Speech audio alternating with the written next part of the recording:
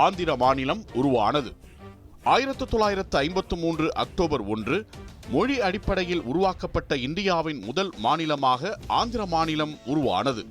சுதந்திரத்திற்கு முன் பிரிட்டிஷ் இந்தியாவில் மெட்ராஸ் மாகாணம் என்பது தமிழ், தெலுங்கு, மலையாளம் மற்றும் கன்னடம் பேசும் பகுதிகளை உள்ளடக்கிய ஒரு பெரிய நிர்வாக அலகாக இருந்தது. சுதந்திரத்திற்கு பிறகும் இந்த மாகாணத்தின் நிர்வாகம் தமிழ் பேசும் மக்களிடம் மட்டுமே இருப்பதாக தெலுங்கு பேசும் மக்கள் எண்ணினர். இதன் காரணமாக தெலுங்கர்களுக்கு பிரத்யேகமாக ஒரு தனி மாநிலம் வேண்டும் என்ற கோரிக்கை எழத் தொடங்கியது. தேசிய அளவில் மொழி அடிப்படையிலான கலாச்சார ஒருமைப்பாடு மற்றும் நிர்வாக வசதிக்காக மாநில எல்லைகளை மறுசீரமைக்க வேண்டும் என்ற கோரிக்கை நாளுக்கு நாள் வலுப்பெறத் தொடங்கியது.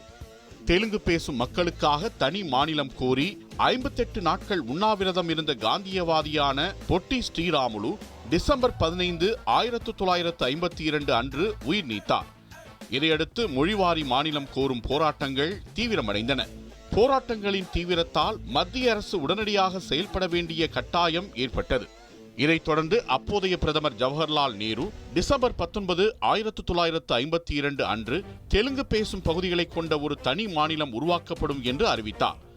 மத்திய அரசின் அறிவிப்புக்கு பிறகு தனி மாநிலத்தை உருவாக்குவதற்கான சட்ட நடவடிக்கைகள் எடுக்கப்பட்டன.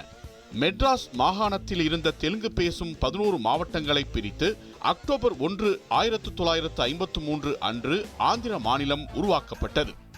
சென்னையை தலைநகரமாக கோருவதில் ஏற்பட்ட சர்ச்சையால் ஆந்திர மாநிலத்தின் முதல் தலைநகரமாக கர்னூல் தேர்வு செய்யப்பட்டது. 1956 மாநில மறுசீரமைப்பு சட்டத்தின் கீழ் ஆந்திரா மாநிலம் ஹைதராபாத்தை தலைநகராக கொண்டு ஆந்திர பிரதேசம் என்று பெயர் மாற்றம் செய்யப்பட்டது. இந்த நிகழ்வு இந்தியாவில் மற்ற மொழிவாரியான மாநிலங்களை உருவாக்குவதற்கு ஒரு முன்னோடியாக வரலாற்றில் இடம்பெற்றது.